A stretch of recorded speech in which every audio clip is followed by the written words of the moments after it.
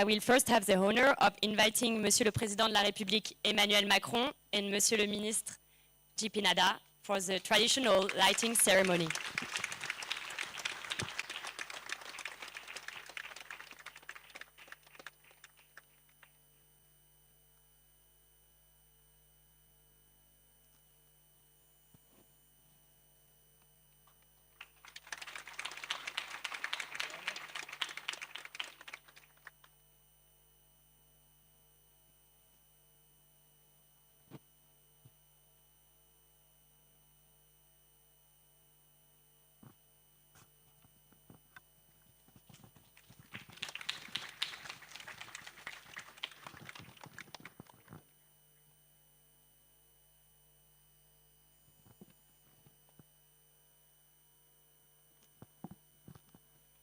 And I will invite Honorable Minister Nadda to take down a seat while we start the conversation. Thank you, Honorable Minister.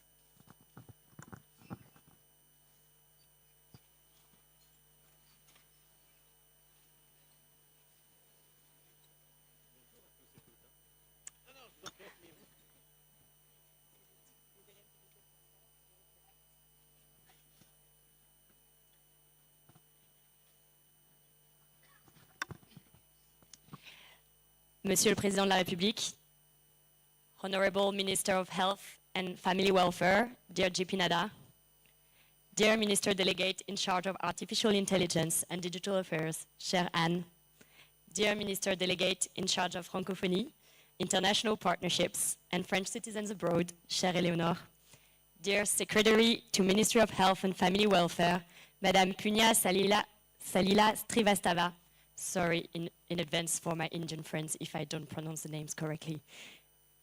Dear Secretary of Departments of Science and Technology, dear Abhay Karandikar, dear Secretary of the Department of Biotechnology, Dr. Rajesh Gokhale, dear Member of the French Parliament, cher Anjante, dear Ambassador of France to India, cher Thierry Matou, dear Ambassador of India to France and Monaco, Shri Sanjeev Kumar Singla, dear Special Envoy of the French President for AI, cher Anne Bouvreau, Honorable Directors of AIIMS Delhi, dear Professor Srinivas, thank you so much for welcoming us to the most prestigious hospital in India.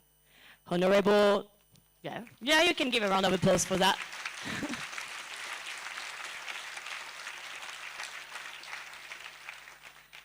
Honorable Chairman of the Rush, dear Thierry Coulon and Vijay Raghavan, thank you for hosting this event and making it such an unforgettable moment.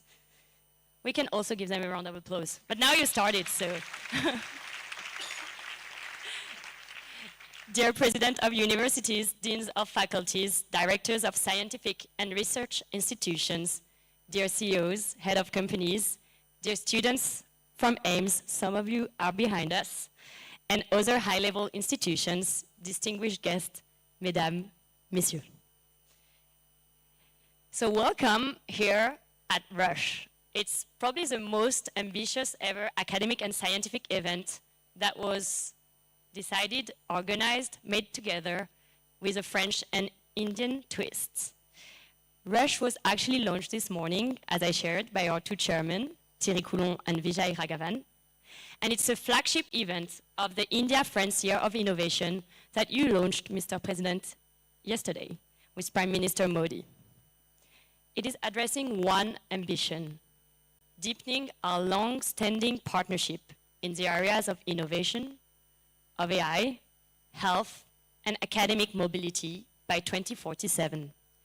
We are gathered here today on the sidelines of another event, which I think have been keeping our Indian friends quite busy, the AI Impact Summit, of course. This summit is a key international event to address the opportunities and challenges caused by AI. And it happens to be just 1 year after we hosted our Paris AI Action Summit, dear Anne. And we're very glad to be here to celebrate this event with you here in Delhi. Today's conversation should allow us to address our relationship, France and India, is key for sharing our knowledge, our talents, our capabilities, but also our values when it comes to embracing the AI revolution. Monsieur le Président, Your presence today here at AIIMS is a unique opportunity to advance the international conversation on AI, which is a topic that I know you have very strong stance on. We are honored, as you see, to be joined on stage by two amazing talents. First, Dr. Priyanka Das Rajkakati and Mr. Manan Suri. Those two brilliant Indian talents whose careers actually illustrate the partnership between France and India. Dear Priyanka, you are a renowned aerospace researcher, specializing in remote sensing applied to hydrology, but also a talented artist who draws inspiration from your scientific career to offer a fusion between art and space. You left India at the age of 21 to study at École Polytechnique, probably one of the best schools in France, but I cannot say the best because there are too many people from universities here. I'm gonna get in trouble, but it is the best. And now live in Toulouse, but remain very close to India. Dear Manan, you're a professor at IIT Delhi and founder of Siren AI Solutions, a deep tech company. You have created key technologies in the field of semiconductors and unconventional computer hardware. Having achieved your PhD in France as well, in Grenoble, and worked at the CNRS, you are also strongly connected to France. No formal speech, no official statement. We'll have a dynamic conversation today, which I'm obviously happy to open with the first question. So, Priyanka Manan, I think everyone in the room has seen how much you share with India and France. You both happen to have studied in France. Given this particular experience, given your background, and given the fact that we agreed the whole day that we can only build AI technologies if we do it together, what do you think we should do to reinforce the partnership between France and India to strengthen our bilateral cooperation? And I'll start with you, Manan, because you've experienced both sides, and maybe you can tell us a little bit more about this experience. Thank you, Clara, Your Excellency, and all the respected French officials, delegates, and Indian friends. So I did my PhD in France. I started in 2010. I moved to France from the US. One of the key reasons why I chose the French option was because it was highly interdisciplinary, and it brought various different stakeholders at an intersection. So we had academics, we had industry, scientific labs, all of them fusing into a single PhD. So that was a key motivation. It was quite interdisciplinary. Coming back to your question on what we must do, I think the most important aspect here is the grassroots connect, the individual connect. I'll just give you an example. It's been 13 years since I have left France and back in India. And we have toiled to do many different partnerships. In our group, we work with Sewa, Leti, Sewa, List, Paris-Saclay, AIIMS Bordeaux, University of Lille. And you will be amazed to know that all this work is without any formal funding. It's just one-to-one researcher connect. So if the grassroots connect is strong, it just drives everything. So as much grassroots level researcher or innovator connect we have, it helps. Thank you. What about you, Priyanka? Thank you for sharing this experience. Why actually did you choose France? And what are the key assets that the French-Indian scientific cooperation can build on? So I have a little story. So I'm actually an artist masquerading as a scientist. Because for me, science, just like AI, it's a tool, It's a tool for achieving something. And I think the difference between a researcher and an artist is that research helps you explore something, but an artist strives to deliver. So to get that end product. So for me, that's why I insist on being recognized as an artist. And I think for me, France was a very, very normal choice because it was firstly my third or fourth language in school. So in India, we have fourth and fifth languages. And then I went and did physics from St. Stephen's, and it's École Polytechnique, which came to recruit foreign students. And I went on to do a PhD in space science from Supero. And I always felt that the artistic side is what really helps connect. It's the emotional connection which, we can leverage as scientists to speak about our technology and make the end user understand it better. And what better place than France, which is known for both, the Eiffel Tower, but also some of the famous artists, some of the famous designers, and for me, that was a natural choice. And for the collaboration, I think what we're doing here is a very good example. I'm also here to represent Business France delegation for Vortex.io, where I'm working today. And that was also a very good example of how, we are exposing two sides to each other's cultures. And I think that's very important. So culture being a keyword. Thank you. Do you want to add up to that part of the conversation, Mr. President, and to how do you think we should reinforce this collaboration? No, thank you very much. And I'm very honored and happy to be here with the delegation. I recognize a lot of friendly faces and very familiar people here, and a lot of potential new friends. I mean, we will be debriefed about Rush and the whole initiative by the two co-chairs.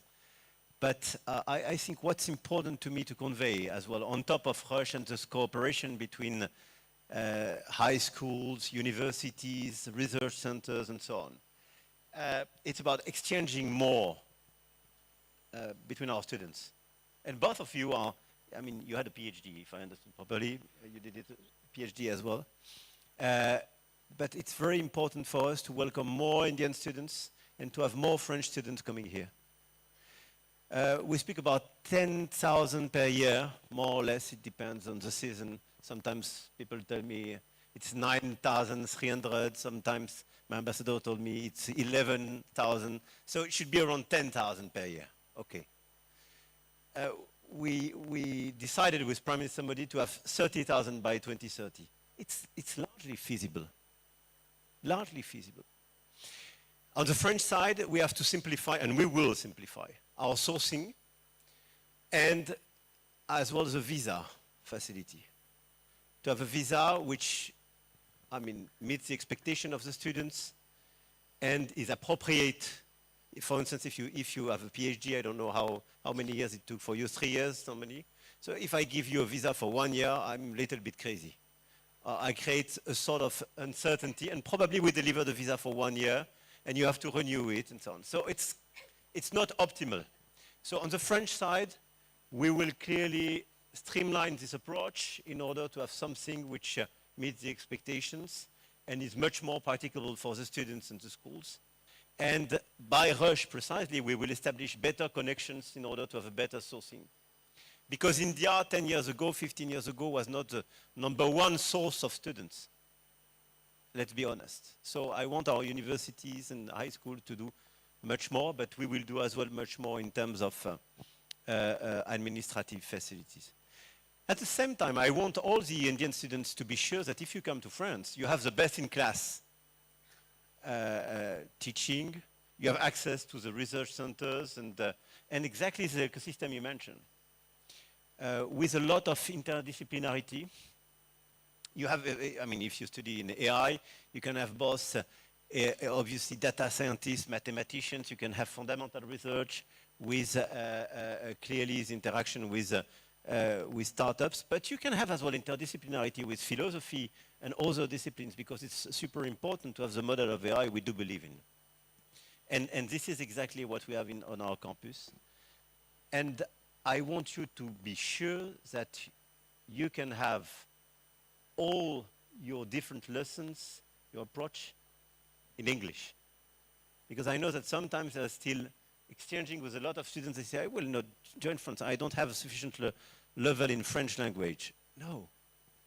You can come for a PhD, even for a master degree, and you will be teaching French, in English, sorry.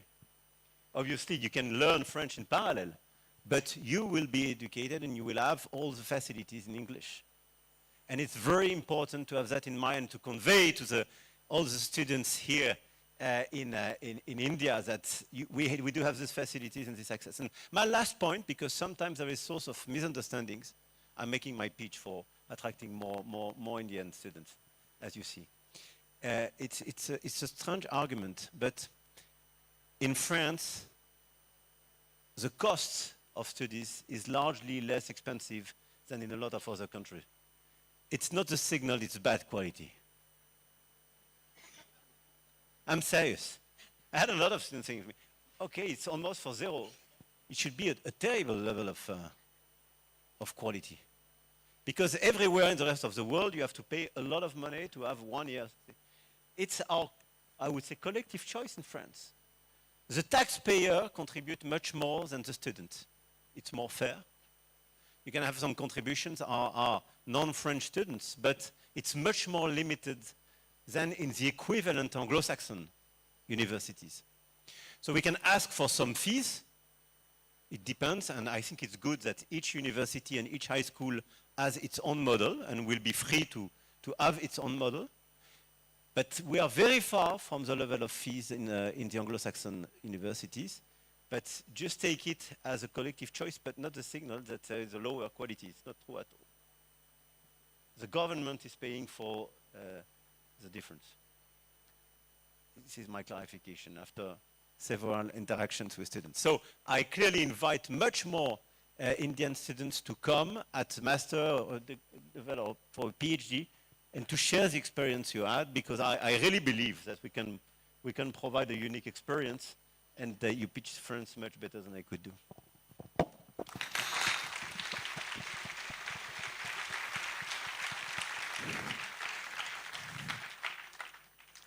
I hope some of the students sitting behind us got convinced. And thank you. We're going to count how many of you we take back in the plane. Great, thank you, Mr. President. I mean, obviously, this is the AI Impact Summit, and everything we shared is particularly true when it comes to AI, because as you rightly said, one of the reasons you came to France is because you have such an interdisciplinary approach, and when we think about AI, there's probably not single technology that is so interdisciplinary. So this week is the AI Impact Summit. And I think we had discussions here today, but all around the city about how AI is a technology that basically we only get probably once a century. That changes everything from the way we learn, from the way we get informed, from the way we cure disease. We're in one of the most prestigious hospitals here. It changes the way we interact. It changes the way we access information. And as such, it can only be dealt when we bring a lot of different stakeholders in one room. And that's what we're doing with the AI Summit we did in Paris and that India is doing now. When you're thinking about AI, and you both work in AI, and I know you have this idea in mind on where you want to bring AI, and this is something we concretely share with our Indian friends. This is too much of an important technology to just be developed in the hands of a few companies. We need to think how we develop it with public good interest. And I know you both care about this topic very much. So maybe starting with Manan, based on your work, what would be your advice to this room, scientists here, but also people from the government, people from all around the world who are gathered in Delhi, so to make sure that we continue trying and pushing AI in the interest of public good, which was a key theme of our AI Paris Summit as well. Sure. So, we can just talk endlessly about AI, but I'll focus more on, something which is relevant for this discourse. So we have to see that as AI matures, as it becomes more and more useful, it will be adopted more. It will be consumed more. And if it is being consumed more and we are really serious about its social good, then it has to become more sustainable. It has to become more energy efficient. It has to become more green. So that is something that, at least in our work, we try to closely focus on, because we work on things like next forms of computing, semiconductor devices which take less energy. So, neuromorphic computing, bio-inspired computing. The essence here is that we need to cut down the power budget or the energy budget that AI systems consume. And I think, at least in the Indo-French context, this has a lot of relevance because both countries have strong commitment to AI for the wider good and also for sustainability. And, with our French partners, we are working extensively on building low energy AI systems. The work is quite complementary, just how the cultures are complementary. they work more on new materials. We work more on building systems with those materials or algorithms with those materials, which are more energy efficient. So if you ask me to summarize, I would say that sustainable AI or getting the AI systems to be more green, more sustainable is what would make it enduring and what it would take to much larger scale of impact. And what we can do together. Absolutely. Thank you. Priyanka, do you want to add up to that topic as well? Yes, thank you for the question. And just to add to Manan, so AI for good, because AI, let's be honest, it's machine learning and among other forms of training data. And at the base, it's very, very technical. So it might actually scare people. So we need some mechanisms that, on one side, you're able to destigmatize this fear of technology and people not knowing what is behind. Even for us scientists, sometimes we're like, okay, what's behind this model? And so on the sustainability aspect, it's also, we are training large amounts of data, but is it better to focus on certain aspects? And that really depends on regulatory access to the different data sets that we have. For example, we work on flood early warning systems, and I'm heading international strategy for this company. And so when we are doing transboundary training, how do we get access to that data? Even if we cross-collaborate with research teams, so we require the help of policymakers to make sure that the access to that data is fluid, so that we have more parameters that can help us with our training. Thank you. Manan, you're also a professor, and so one of the aspects I know you're thinking about a lot is the impact of AI on your students. Could you build a bit on that as well? Yeah. So again, especially for academic pedagogy, it's like an inflection point with the LLMs, the GPTs, the agentic systems. It's like a never seen before, and many things are not clear.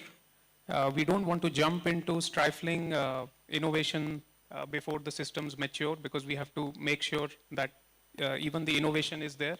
But the way I like to look at it is not in a negative sense, but it's really a beast which needs to be tamed both by the teachers and the students, for more efficiency, more productivity. At the same time, we need to protect the demographics. The session before spoke about the child protection. So we need to take care of the demographics, but there are n number of things, whether students can use agents in an examination, whether teachers can design a question paper with an agentic AI, or whether you can replace the classroom teacher with an avatar of an instructor. So there are many gray areas, but we need to ride this tide, and we need to really be able to tame. Both students and the teachers need to tame this technology for the wider good. So. Thank you. So you talked about sustainability, data access that led us to teaching, and you mentioned it, kids.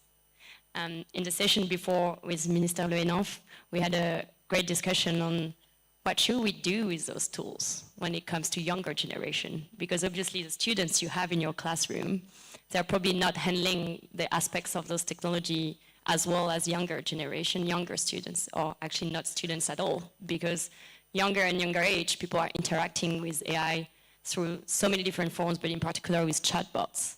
And those chatbots, they converse, they engage with you, sometimes they get in your intimacy, and it has so much consequences on younger people. Professor Worms earlier today said, we were discussing how this can only be solved again as a global multi-stakeholder issue. And he said, that's probably a good example of sometimes with your partners, you can't rely on every definition of what's the best, but you can align and agree on what's the worst. And the worst on AI chatbots and children is probably a scenario we've already seen unfold in front of our eyes when we think of social networks. So how do we come together and address this issue before it has the impact it has had with social network? It's something we discussed earlier with the minister to discuss about the need for global expertise, the need for standards, the need for tools, building tools also that will get this technology in a very positive way for children without harming them in a way that we can only see, unfolding now in front of our eyes. So I'm glad you raised this question. We don't necessarily have all the answers, but I think seeing a global community taking that as one of the aspects we want to move forward is extremely important. And I know it's important to you, Mr. President.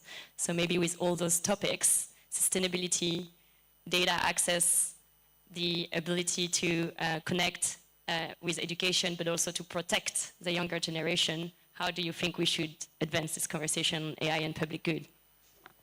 Thank you. I think the summit organized tomorrow by India is extremely important regarding all these issues. And after our action summit 1 year ago, we follow up the conversation in order to have, to try to make sure that our countries benefit from the innovation, but to make sure as well that this innovation will be at the service of our common goods and our humanity. And I think it's as important as allowing the innovation to be part of our countries. I really believe that we have the same obsession both in India and France, I would say, and in Europe, which is that we don't want to be dependent on a totally US or a totally Chinese model, but we really believe that we need a broader one, and we want to be part of the solutions, and we want to have players being part of the solutions. So you perfectly described what is at stake. What we want to do is to make sure that we have the data centers and the computing capacities, that we train the talents in our countries, that we have all the capacities, and it's clearly about computing capacities, talents, and capital. Here are the three elements. And when I speak about computing capacities, it's about having affordable, or at least competitive, low carbon energy in order to deliver this agenda. On this agenda, I really believe we have a lot of assets, and we are in the race. We are lagging behind both US and China, but we are in the race. Now the question is, on the downstream side, how to accelerate adoption. And you mentioned it, both of you. And adoption is critical. Why? Because it's how to make sure, sector by sector, with the right ethical approach, AI will be adopted and transform your productivity, will allow you to discover new disease, to completely change your energy model, to be much more productive. And this is one of the only way, clearly, to see the consequences of AI in the statistics, and to avoid a well-known paradox where AI can be seen as a wonderful innovation, but without a lot of impact. So adoption is absolutely critical. But when we speak about adoption, we speak about the speed, the depth of this adoption, but as well how the key players of each sector are familiar with AI in order to make it, to transform AI solutions and technological solutions at the service of their objective, and not something which will completely and just disrupt their approach. And this is exactly what we want to do, especially in the healthcare sector, and we will have the occasion a little bit later today to illustrate this transformation. It's true on space, it's true on energy, and so on.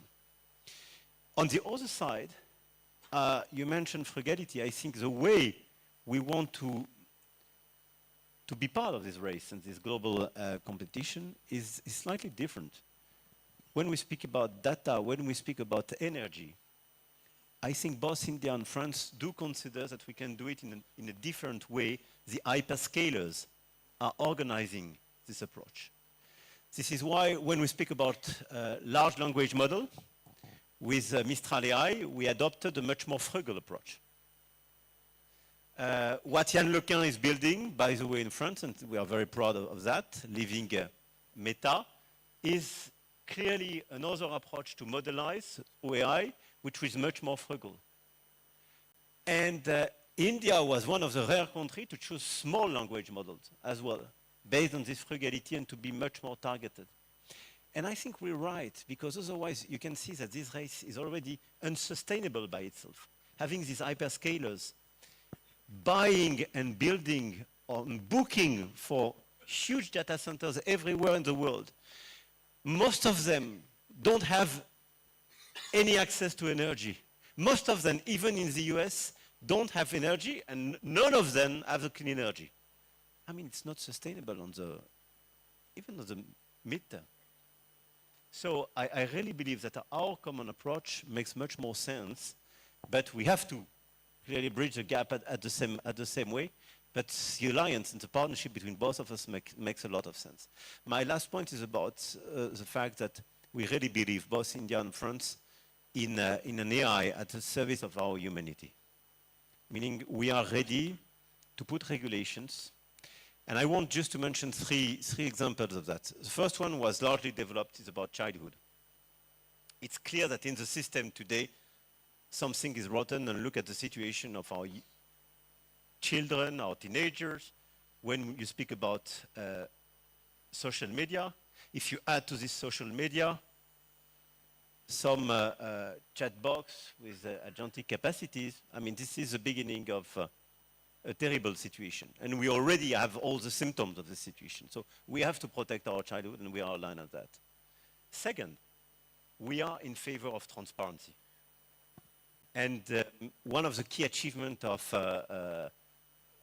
this summit is to have to ask requests from, perhaps at the end of the day, force these hyperscalers to provide the full transparency on their algorithm. And I think it's extremely important. It's important for our researchers, but it's very important for all of us as citizens. Because all the algorithms have biases. We know that. There is no doubt.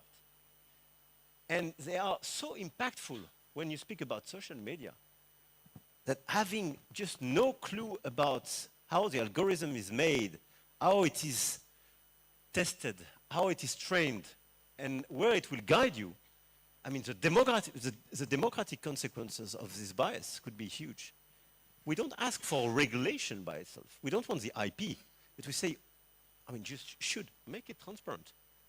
You are for the free speech. Some of them claim to be in favor of free speech. Okay, we are in favor of free algorithm. Totally transparent. Because, I mean, free speech is a pure bullshit if nobody knows how you are guided through this so-called free speech, especially when it's to be guided from one hated speech to another hated speech. I just want to have a transparent road through these different speeches, and I want, by the way, to have a sort of public order. I want to avoid racist speech, hated speech, and so on. This is my. And the third one is the respect of language diversity. And it's extremely important. And I think this is something we have in common between India and France. You have at least 22 official languages, but hundreds of languages. And we are very much attached to Francophonie.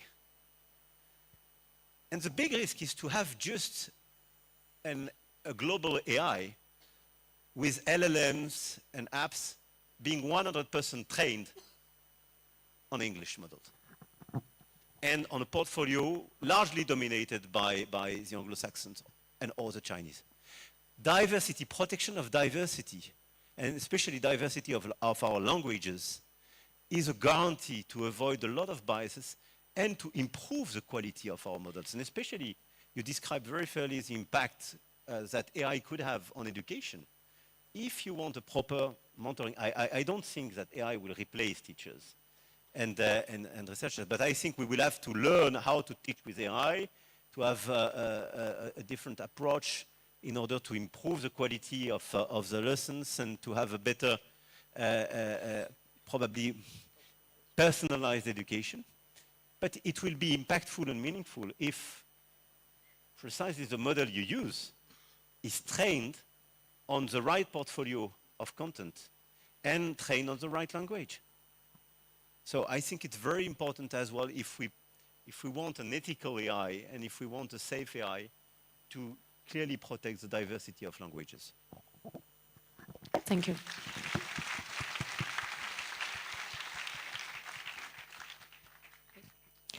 Thank you, Mr. President. Thank you, Priyanka. Thank you, Manan. We're coming to the end of this conversation. We're going to have a picture on stage with you two talents, and the president, of course, and then we are going to move to the next part of our meeting. Thank you so much.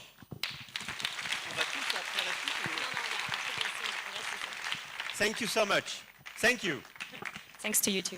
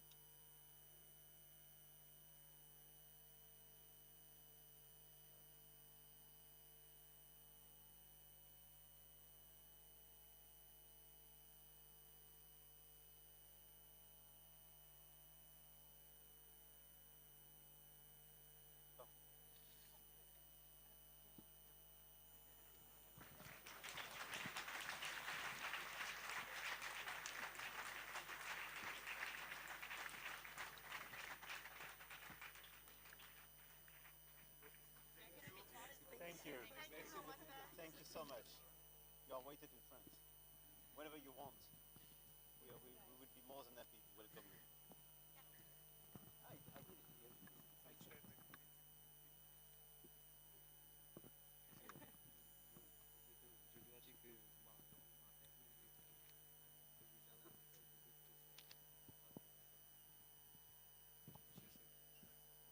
We are going to continue. Oui, vous inquiétez pas. We are going to continue. So I'm going to ask everyone to sit again, and we're going to have plenty of opportunities for other pictures. And I'm going to ask Priyanka and Manan to work down, and thank you very much. Warm round of applause for both Priyanka and Manan.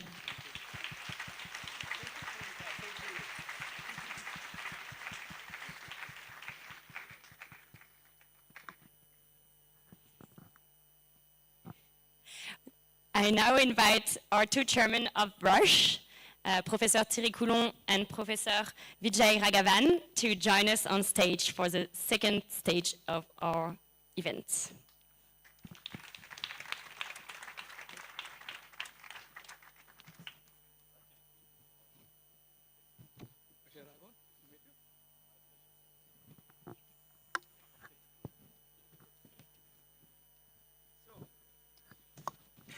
So the event started this morning, and there was already quite a bunch of discussion, and so we're going to hear from both Thierry and Vijay on these sessions and what are your key takeaways so far. Thank you very much. Your Excellency, President Emmanuel Macron, Honorable Mantriji, Shri J.P. Nadda, Professor Thierry Coulon, and I summarized today's very stimulating proceedings. Actually, there's not much to say because you summarized it better than I would already. But you also added some very interesting material. But let me go on. Today I showcase the depth and future potential of the Franco-Indian partnership in science, higher education, health, and above all, artificial intelligence for the public good. At the plenary, our discussions reaffirmed several decades of strategic scientific partnership and set AI at the center of a renewed agenda in biotechnology, health, higher education, and geopolitics. There's a book brought out by the French Embassy in India. It's in the bag which many of you got. That really beautifully summarizes the history of French-India science collaborations. And that's really worth looking at. Now let me go on to standards. We heard converging messages from Indian and French leaders in government, academia, and funding agencies to treat AI not just as a technology, but as a shared strategic infrastructure, requiring common standards, interoperable data, and joint investments in talent and institutions. The new Franco-Indian campus in Life Sciences for Health, CEFIPRA's 40-year track record, and the planned INRIA DST Center for Digital Sciences illustrate how our cooperation is becoming more structured, mission-oriented, and long-term. Moving on to AI and health, the sessions in AI on health, life sciences, and global health emphasize using AI to improve access, equity, and quality of care, while keeping ethics, privacy, and explainability at the forefront. The Indo-French Forum on AI in Brain Health, built on AIIMS Sorbonne University Paris Brain Institute partnership, demonstrated how joint research can move from biomarkers and imaging to better clinical care, capacity building, and policy recommendation. In higher education, we saw a strong interest on both sides in internationalizing universities and building a truly global AI workforce. French and Indian institutions outlined concrete pathways, dual and joint programs, cross-border AI training, mobility of students and early career researchers, and closer links to industry through innovation bridges and startup ecosystem. Importantly, discussions on foreign universities in India, digital health ecosystems, and AI in education and business education, all of that underscore that talent, openness, and trust will determine our collective leadership in AI. Finally, the cross-cutting message of the day is that Franco-Indian cooperation in AI is maturing from a collection of projects into an integrated ecosystem spanning fundamental mathematics, digital technologies, agriculture, brain, mental health, and public-private partnerships. In conclusion, colleagues on both sides express a clear expectation that under your leadership and that of the Government of India, we now move to a next phase, scaling joint centers, coordinating funding instruments, and using this partnership as a model for responsible, human-centered AI at the global level. Thank you. Thank you, dear Vijay. while moving to Thierry Coulon, I also want to share that both Vijay and Thierry are obviously the two chairmen of the Rush, but they also share, like our previous persons we had on stage, two things. Your internationally recognized scientific expertise, which we're very proud to highlight today, but also that you both advised our leaders on science before in your career. So thank you so much for joining forces and making this event happen. And I'm moving on to Thierry. Thank you, Ambassador. Thank you, Clara. Thank you, Vijay, Mr. President, ministers, excellencies, colleagues. From all the discussions that Vijay has brilliantly summarized, one message stands out. France, as far as higher education and research are concerned, but maybe more generally, France and India are complementary by nature and compatible by choice. India is the talent powerhouse, an emerging science and technology giant, and a key partner in a fragmented global order. It brings skills and speed. France, on the other hand, brings a tradition of scientific excellence, strong institutions, and an approach that connects innovation with trust and regulation with innovation. So our cooperation should not be driven by volume alone, although you recall that we have a clear target, easy to remember as well, 30,000 students in 2030. But our cooperation should be driven by selectivity and excellence, deep anchoring in research and doctoral training, long-term capacity building, and alignment with priorities like AI, health, climate, and strategic technologies. In short, less transactions, more transformations. And so how do we go further? Again, just by attacking together the great challenges. And moreover, these great challenges are now inseparable. Climate and energy transition need breakthrough science and industrial deployment. Geopolitics and defense remind us that cooperation only works when trust is built step by step in sensitive domains. Health demands shared capabilities, not just shared papers. And AI will shape competitiveness, sovereignty, and social cohesion. What one could hear and read between the lines this morning was the following, I think. The choice is simple. Either we import the future or we co-invent it. And this is why this partnership matters, not only for France and India, not only for higher education and research, but for a world that needs stability, standards, and trusted innovation. Thank you.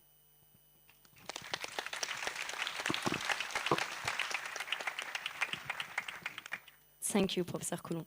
Before we unveil some of the cooperation that many of you are in the room, building every day, we will have a picture, and then we'll launch a little video.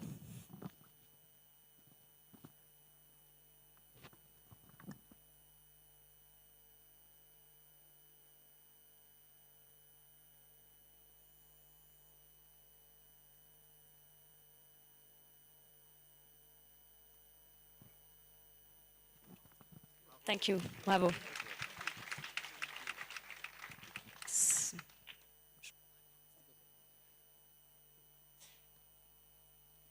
Monsieur le Président, yesterday you unveiled with Prime Minister Modi new areas of cooperation and MOUs among our most prestigious institutions. We'll now launch a video that portrays what all those collaborations are about. Université Paris-Saclay and IIT Bombay share a strong commitment to academic excellence. A student exchange agreement reinforces structured mobility, academic cooperation, and cultural exchange, laying the foundation for long-term strategic collaboration. Building on a long-standing partnership developed by Centrale Supélec, Université Paris-Saclay has signed a Memorandum of Understanding with BITS Pilani. The agreement strengthens collaboration through structured mobility, deeper academic ties, and joint initiatives in computer science, energy, biotechnology, chemistry, and the humanities. Ashoka University and École Normale Supérieure PSL are leading institutions committed to excellence in teaching and research. A memorandum of understanding promotes collaboration across disciplines, from experimental sciences to the humanities, encouraging faculty and student mobility, joint research, visiting scholars, and shared academic resources. INRIA and DST share a long-standing partnership grounded in scientific excellence. Together, they have established the binational Indo-French Center for Digital Sciences and Technology to advance research, innovation, societal impact, and digital sovereignty in collaboration with leading institutions from both ecosystems. ANRS, Emerging Infectious Diseases, INSAM, and India's Department of Biotechnology are launching a strategic partnership on emerging and re-emerging infections. Focused on antimicrobial resistance and arboviral diseases, the collaboration will advance joint research, innovation, and international cooperation to address these growing global health threats. The CNRS and the Indian Ministry of Science and Technology have signed a letter of intent to establish a Franco-Indian Center in Advanced Materials. A subsequent memorandum of understanding aims to consolidate their long-standing partnership based on scientific excellence, openness, and innovation in service of society. The Tara Ocean Foundation promotes ocean exploration and the sharing of scientific knowledge. The Tara Coral Expedition unites 40 international laboratories to study coral resilience to global warming in the Coral Triangle, with the Andaman Islands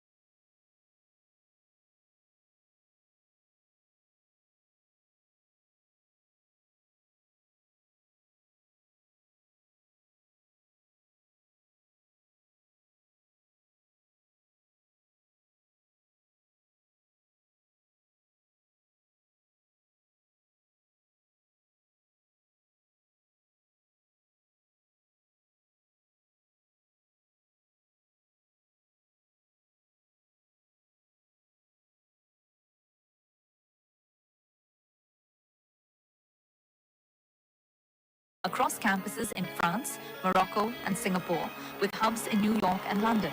It now announces a new hub in Mumbai, the first step in a long-term plan to advance its transdisciplinary vision for management education in India.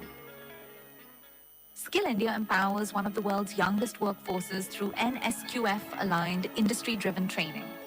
The Ministry of Skill Development and Entrepreneurship, in partnership with France, promotes joint curricula, teacher training, global qualification alignment, internships, and vocational programs.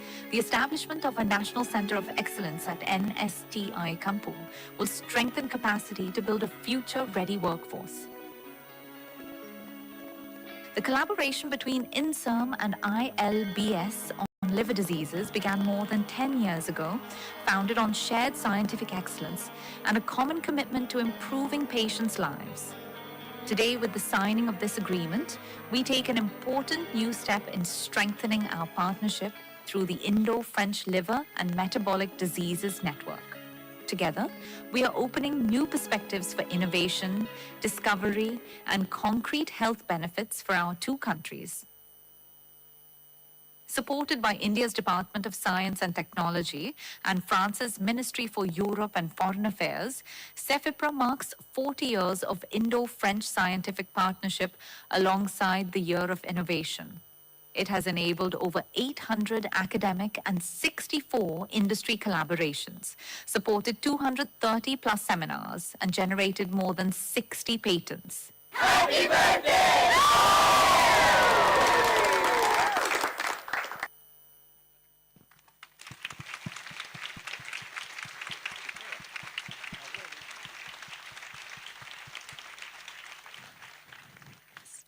So I'm going to call the representatives of the institution who are unveiling this cooperation to join us on stage for a final picture.